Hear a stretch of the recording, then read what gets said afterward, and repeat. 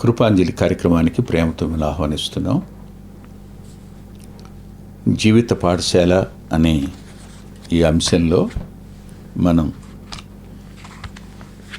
యోసేపు గారి జీవితాన్ని అధ్యయనం చేస్తున్నాం.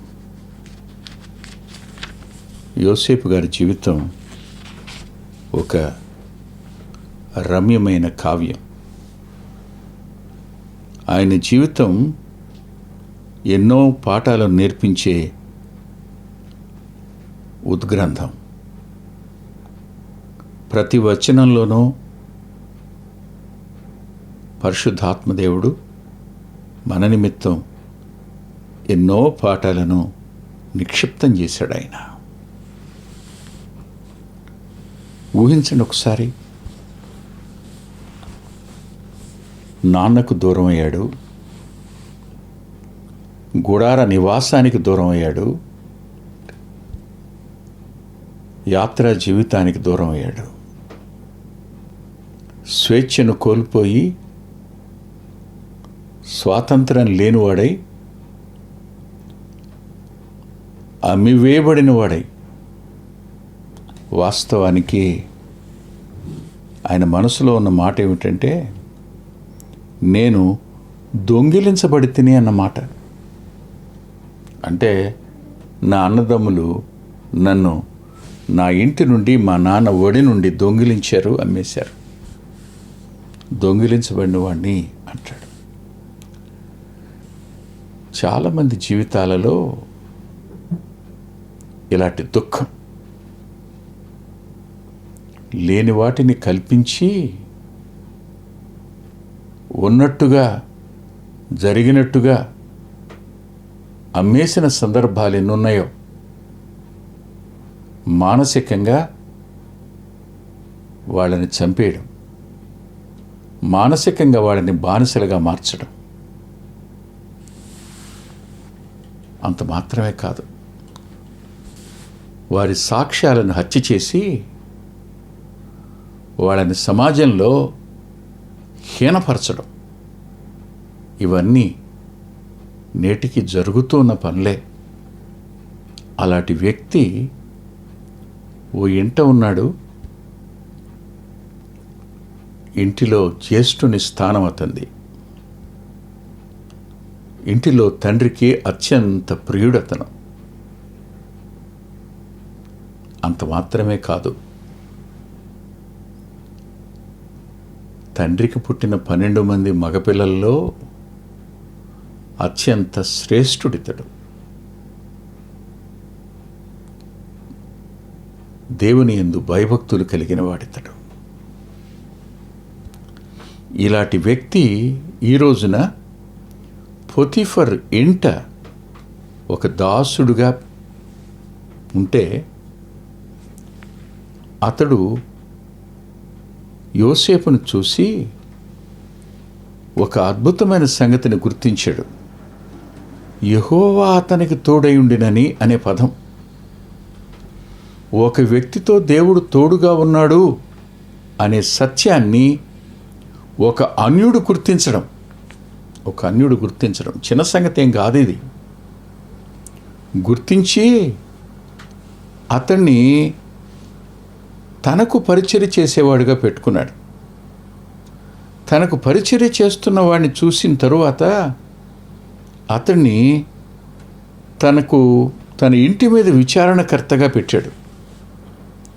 విచారణకర్తగా చేస్తూ ఉండగా తనకు కలిగినదంతా అప్పగించి సమస్తం మీద అతన్ని ఉన్నతమైన అధికారిగా నియమించాడు. వీటన్నింటి వెనక దేవుడే తోడుగా ఉన్నా దుఃఖం పోయి ఉంటుందా?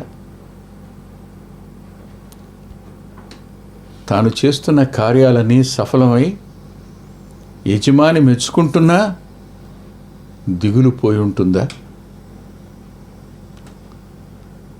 తన స్థానం అంతకంతకు వృద్ధి చెందుతున్నా అతని అంతరంగంలో బాధ లేకుండా ఉండుంటుందా?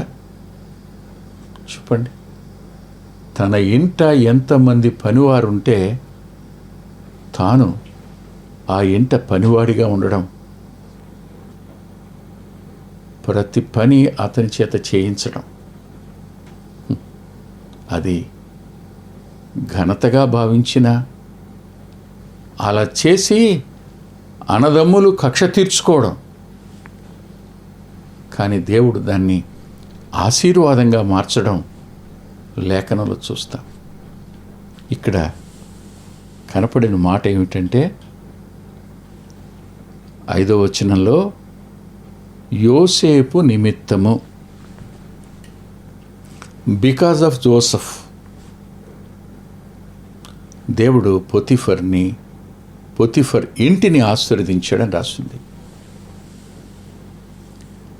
యోసేపును బట్టి, యోసేపు నిమిత్తం, ఓన్లీ బికాస్ ఆఫ్ జోసెఫ్. ఒక మాట చెప్తాను మీకు. ప్రభు ఎలా పరిచయం అయ్యాడు? మీరు ప్రభు వద్దకు ఎలా వచ్చారు? ఎవరి ద్వారా ప్రభు నమ్ముకున్నారు?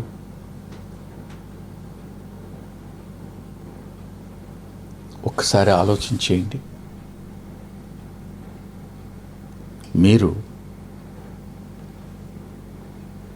మీకు ఆశీర్వాద కారణమైన వ్యక్తిని పొతీఫర్ చేస్తున్నటువంటి ఈ పని మనం చేయలేం. వాళ్ళ మీద కష్టం పెట్టుకుంటాం, వాళ్ళ మీద బాధ పెట్టుకుంటాం, వాళ్ళని గాయపరుస్తాం, అవమానించి కక్ష సాధిస్తాం, శరీర సంబంధమైన తృప్తి పొందుతాం. పొతీఫర్కున్న ఈ మంచి బుద్ధి మనకు లేకపోవడం సిగ్గుచేటు. ఆలోచించండి ఒకసారి. సరే, యోసేపు నిమిత్తము పొతీఫర్ని ఆశీర్వదించాడు అన్నప్పుడు నాకు యోసేపులో కనిపించే గొప్ప సంగతి ఏమిటంటే, అతడు తన పితరుల నుండి వాగ్దానాన్ని స్వతంత్రించుకున్నవాడుగా కనపడతాడు. ఎలా అని మీరు నన్ను అడిగితే నేను మీతో కొన్ని మాటలు చూపిస్తాను. దయచేసి నాతో పాటు రండి. ఆదికాండం 25వ అధ్యాయం 11వ వచనంలో, అబ్రహాము మృతి పొందిన తరువాత దేవుడు అతని కుమారుడు ఇస్సాకును ఆశీర్వదించెను అన్న పదం. దానికి ముందు నేను మరో మాట కూడా నేను మీకు చూపిస్తాను. దయచేసి నాతో పాటు మీరు ఆదికాండం 12వ అధ్యాయం దగ్గరికి రండి. 12వ అధ్యాయంలో ప్రభువు అబ్రహాముతో ఇలా అన్నాడు. ఏమన్నాడంటే, 2వ వచనంలో, నిన్ను ఆశీర్వదించి నీ నామమును గొప్ప చేయుదును, నీవు ఆశీర్వాదముగా ఉందువు. అబ్రహామునకు ఇవ్వబడిన వాగ్దానం ఏమిటంటే, నీవే ఆశీర్వాదంగా ఉంటావు. మనలను బట్టి ఇతరులు ఆశీర్వదించబడడం అనేది నిన్ను దేవుడు ఆశీర్వాదంగా చేయడం. ఆశీర్వాదం. మరో మాట, ఈ ఆశీర్వాదం అబ్రహాము తదనంతరం ఇస్సాకుకు అందింది కదా. రైట్. మరో మాట కూడా చూద్దాం. ఇస్సాకు తర్వాత ఆదికాండం 30వ అధ్యాయంలో దయచేసి 27వ వచనం, నిన్ను బట్టి యెహోవా నన్ను ఆశీర్వదించెను, లాబాను యాకోబుతో చెప్పాడు. ఇస్సాకు నుండి ఈ ఆశీర్వాదం యాకోబునకు దొరికింది. అర్థమైంది కదా. ఇప్పుడు ఇక్కడ నుండి యాకోబు నుండి ఈ ఆశీర్వాదం యోసేపునకు బదిలీ అయింది. అబ్రహాము నుండి ఆశీర్వాదంగా ఉండడం అనేది ఇస్సాకునకు, ఇస్సాకు నుండి యాకోబునకు, యాకోబు నుండి యోసేపునకు. ఇప్పుడు వాగ్దానానికి అతడు వారసుడు.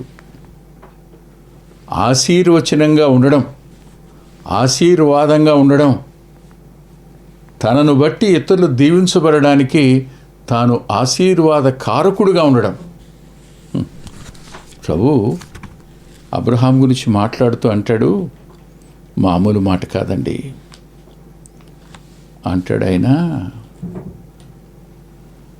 భూమి యొక్క సమస్త వంశములు నీ యందు ఆశీర్వదించబడిన దేవుడు అన్నాడు. సమస్త వంశాలు. యాకోబును బట్టి సిరియా వాడైన లాబాను ఆశీర్వదించబడ్డాడు. యోసేపును బట్టి ఐగుప్తు వాడైన పోతిఫర్ దీవించబడ్డాడు.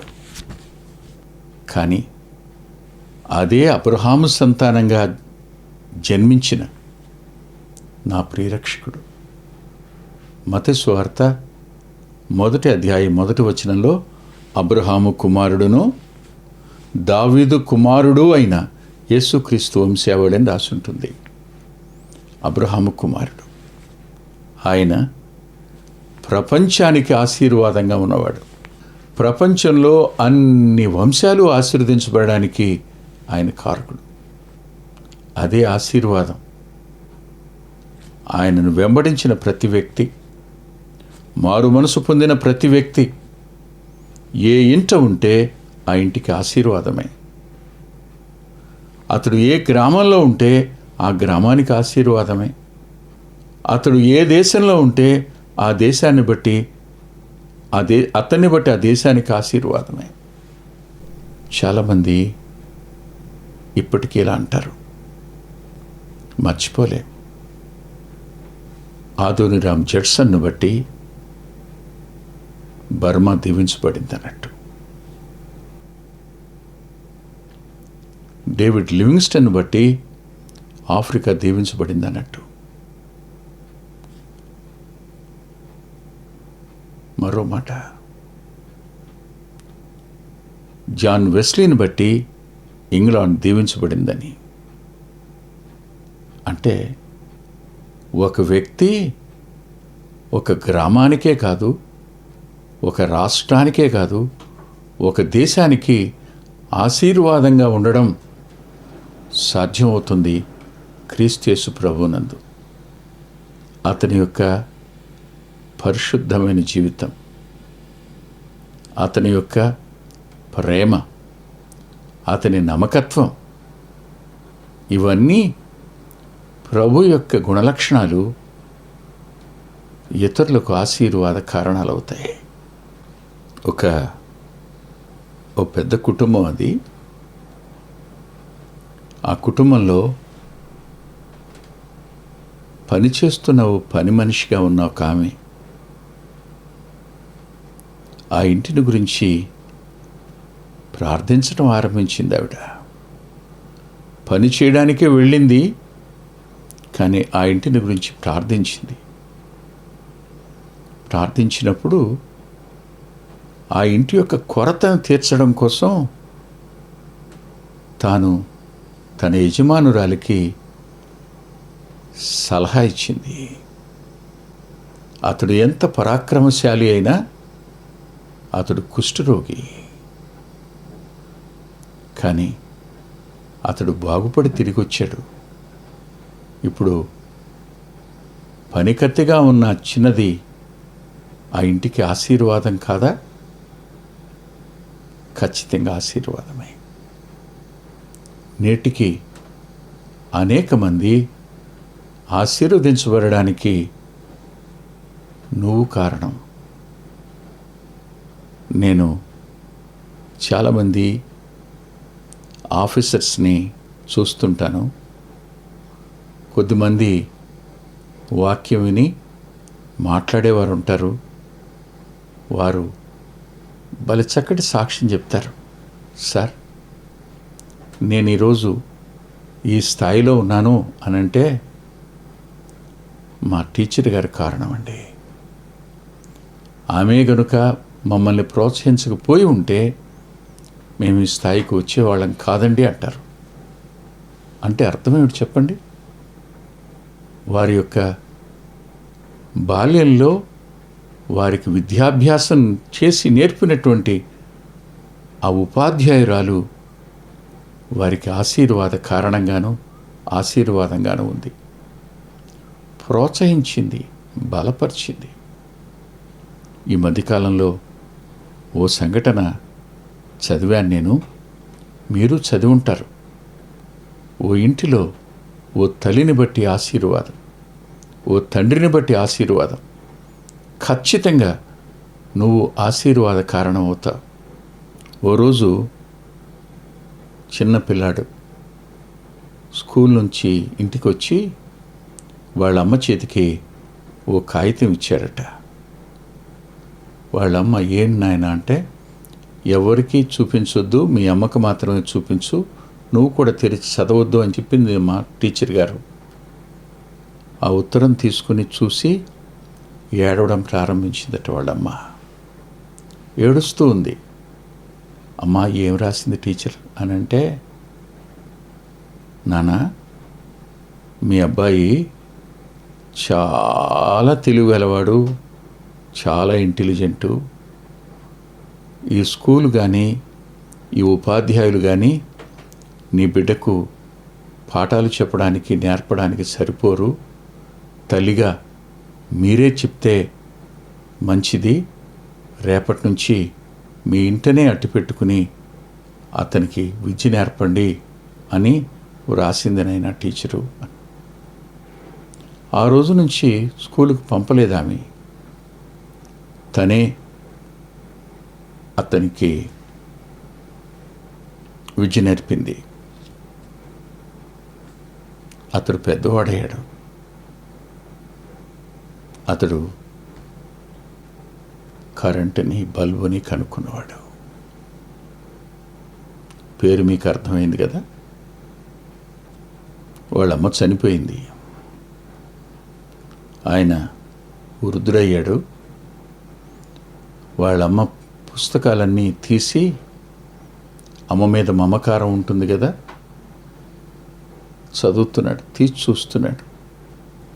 చూస్తూ ఉంటే చాలా పాత కాగితం, చిన్నప్పుడు స్కూల్ నుంచి తాను తెచ్చిన కాగితాన్ని వాళ్ళమ్మ పుస్తకంలో కనిపించింది, బైబిల్లో కనపడింది. ఆ లెటర్ తీసి చదవడం ప్రారంభించాడు. ఆ లెటర్లో ఇలా రాసింది,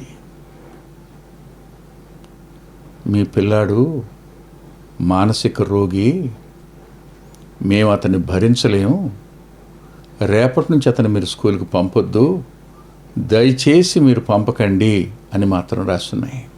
టీచర్ సంతకం ఉంది. అది చూసి ఒకసారి నిర్ఘాంతపోయాడు అతను. అవును, ఇప్పుడు ఆ కుర్రాడికి ఆ తల్లి ఆశీర్వాదం కాదా? ఆశీర్వాదమే.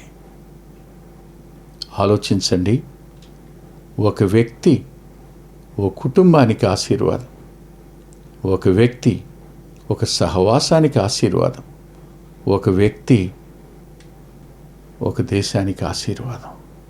ఎప్పుడు? ప్రభు అతనికి తోడుగా ఉంటాయి.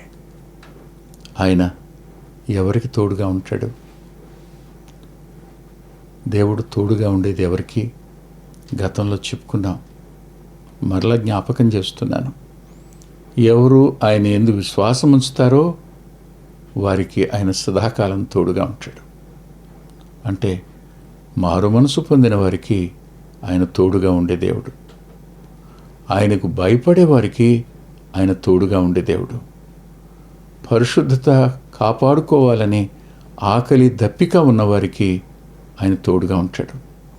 ఆయన కొరకైన పని చేయాలి అనే అంతరంగంలో పటిష్టమైన నిర్ణయం కలిగిన వారికి ఆయన తోడుగా ఉంటాడు. శక్తిహీనతలోనైనా, చేతగానితనంలోనైనా ఆయన మీద ఆనుకునే వారికి ఆయన తోడుగా ఉంటాడు. ఆ తోడు యోసేపు జీవితంలో కనిపించింది. ఒక మాట చెప్తాను, దయచేసి చూడండి. లూకా సువార్తలో 16వ అధ్యాయం 10వ వచనం చదివి వినిపిస్తాను. లూకా సువార్త 16వ అధ్యాయం 10వ వచనం. మిక్కిలి కొంచెములో నమ్మకముగా ఉండేవాడు ఎక్కువలోనూ నమ్మకముగా ఉండను. కొంచెంలో నమ్మకం. ఆ ఇంటిలో పనివానిగా అతని నమ్మకత్వం రుజువు అయింది, దాసుడుగా. ఆడు తరువాత తన సొంత పరిచారకుడిగా అతని నమ్మకత్వం రుజువు అయింది. ఆ తరువాత ఆ ఇంటి మీద విచారణకర్తగా నమ్మకత్వం రుజువు అయింది. ఆ మీదట అతని ఆస్తి అంతటి మీద, అతని వ్యవహారాలన్నిటి మీద అతని నమ్మకత్వం రుజువైంది. దేవుడు నమ్మదగినవాడు. ఆయన పిల్లలు కూడా నమ్మకస్తులుగా ఉంటే వారు ఇతరులకు మారు మనసు, రక్షణ ఇవ్వడానికి, కలగడానికి వారు కారకులవుతారు. ప్రభు యొక్క ప్రేమ, క్షమ, ఆయన శిలువ వారి జీవితాల్లో సార్థకం అవుతుంది. అట్టి కృప మా ప్రియులందరికీ ప్రభు అనుగ్రహించునుగాక. ప్రార్థన చేసుకుందాం. ప్రేమగల మా ప్రియ తండ్రి, పరిశుద్ధుడైన గొప్ప దేవ, మరోసారి ఈ రీతిగా కలుసుకోవడానికి మీరు ఇచ్చిన అవకాశం కొరకే కృతజ్ఞత చెల్లిస్తున్నాను. విన్న మా ప్రియులు వారు ఆశీర్వాదంగా ఉండడానికి సాయం చేయమని యేసుక్రీస్తు ప్రభు వారి పేరిట ప్రార్థిస్తున్నాం తండ్రి. ఆమేన్. ప్రభు చిత్తమైతే వచ్చే వారం కలుసుకుందాం. అద్భుతమైన పుస్తకాలు అందుబాటులో ఉన్నాయి. అందులో అంత్యోక్ మినిస్ట్రీస్ నుంచి ప్రచురితమైన మీ ఆత్మీయ క్షేమానికి మేలు కలుగు చేసే పుస్తకాలు, మీ ఆత్మలను దేవుని కొరకై ఉజ్జీవింప చేసే పుస్తకాలు, ప్రభువులాగా జీవించడానికి ప్రేరేపించే పుస్తకాలను దైవాత్మ సహాయంతో రాయటం జరిగింది. పిల్లల కొరకై చిత్రీకరించబడిన 5 DVDలు అందుబాటులో ఉన్నాయి. ప్రతి DVD పిల్లలను దేవుని కొరకు ఎంతగానో విశ్వాసాన్ని పెంపొందింపజేసేవిగాను, ఆసక్తిని కలిగించేవిగాను, ఆత్మలో ప్రభువుని హత్తుకునేట్టు చేసేవిగాను ఉన్నాయి. ఈ మధ్యన వెలువడినటువంటి ఆ DVD సాధనం, అది మీ పిల్లలకు ఎంతైనా మేలు చేస్తుంది. ఆ పాటలను మీరు చూస్తున్నారు. వాటన్నిటినీ మీరు పొంది ఆత్మీయంగా మేలు పొందాలని ఒక దైవ సేవకునిగా మీకు మనవి చేస్తున్నాను. 6వ పిల్లల DVD సమయం అందుబాటులో ఉంది. 5 చూసిన వారు 6వది కూడా మీ పిల్లలకు చూపించి మీరు చూచి అంతరంగంలో దేవుణ్ణి స్తుతిస్తారని నమ్ముతున్నాను. తప్పకుండా ఈ DVDలు తీసుకోండి. 2018వ సంవత్సరం తెలుగు VBS DVD దాహం, పిల్లల ఆత్మీయ క్షేమం కోసం 10 పాటలతో దృశ్యరూపకంగా దీన్ని తయారు చేయడం జరిగింది. తప్పనిసరిగా ఈ DVD తీసుకోండి. పిల్లలకు వీటిని పరిచయం చేయండి. ఈ పాటలు మీ పిల్లలకు నేర్పండి. మీ సండే స్కూల్లో ఈ పాటలు నేర్పడం మర్చిపోకండి. నూతనంగా వచ్చిన పిల్లల DVD ఐక్యత అనే టైటిల్ పెడదామనుకున్నాం, కానీ కలిసి ఉందాం అనేటువంటి టైటిల్ని పెట్టడం జరిగింది. కలిసి ఉందాం, అది పిల్లలకు ఎంతో ప్రయోజనకరమైన DVD. దానిని మీరు పొంది మీ పిల్లల ఆత్మీయ క్షేమాన్ని ఖచ్చితంగా చూస్తారని నేను నమ్ముతున్నాను. ఆ డివిడిని మీరు సంప్రదించి పొందవచ్చు. సాధు సాల్మన్ గారి జీవితం, ఆయన గోదావరి నది దగ్గర ఒక ఆశ్రమాన్ని స్థాపించి అనేక మందిని ప్రభువులోకి నడిపినవారు, అనేక మంది జీవితాలను ఆయన ప్రోత్సహించినవారు. ఎంతో ప్రోత్సాహకరమైన ఈ జీవితాన్ని చదివి మీరు తప్పకుండా ఆత్మీయమైన మేలు పొందుతారు. ఎంతో దిద్దుబాటు ఈ పుస్తకం మూలకంగా జరుగుతుంది. తప్పకుండా చదవండి. గత 30 సంవత్సరాలుగా, ఇది 31వ సంవత్సరం, క్రీస్తు సువార్త పత్రిక అనేక మంది ఆత్మీయ ఆకలిని తీరుస్తున్నటువంటి మాసపత్రిక. ఈ పత్రికను మీరు పొంది మీ ఆత్మీయ జీవితాలకు మేలు కలుగు చేసుకుంటారని హృదయపూర్వకంగా మీకు సిఫార్సు చేస్తున్నాను. గత 2 సంవత్సరాలుగా పిల్లల ఆత్మీయ క్షేమం కోసం సచిత్ర ద్విమాస పత్రిక నెలవంక వెలువడుతోంది. అనేక మంది పిల్లలు ఆత్మీయంగా మేము మేలు పొందామని వారి ఉత్తరాల ద్వారాను వ్యక్తిగతంగా కలుసుకున్నప్పుడు సాక్ష్యం చెబుతున్నారు. మీరు కూడా మీ పిల్లల కోసం నెలవంక పత్రికను మీరు పొందొచ్చు. అందుకొరకై ఈ క్రింద ఇవ్వబడినటువంటి ఫోన్ నెంబర్ని మీరు సంప్రదించండి. ప్రభు యేసు నీకే ఈ కృపాంజలి, ప్రభు యేసు నీకే ఈ కృపాంజలి. వీచే గాలి, కూసే పక్షి, ఊగే కుంభ, వెలిగే తారా, సన్నుతించేది నిన్నే. మా చిరునామా కృపాంజలి, బ్రదర్ పిల్లా వెంకటరత్నం, రామచంద్రపురం రోడ్, గుడివాడ, కృష్ణా జిల్లా, Andhra Pradesh. Our address: Krupanjali, brother Pilla Venkataratnam, Ramachandrapuram road, Gudivada, Krishna district, Andhra Pradesh.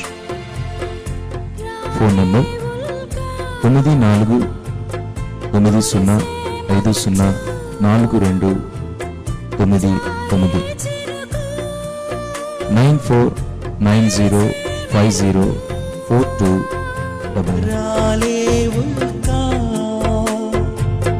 కురిసే మంచు, జారే చిరుకు, మెరిసే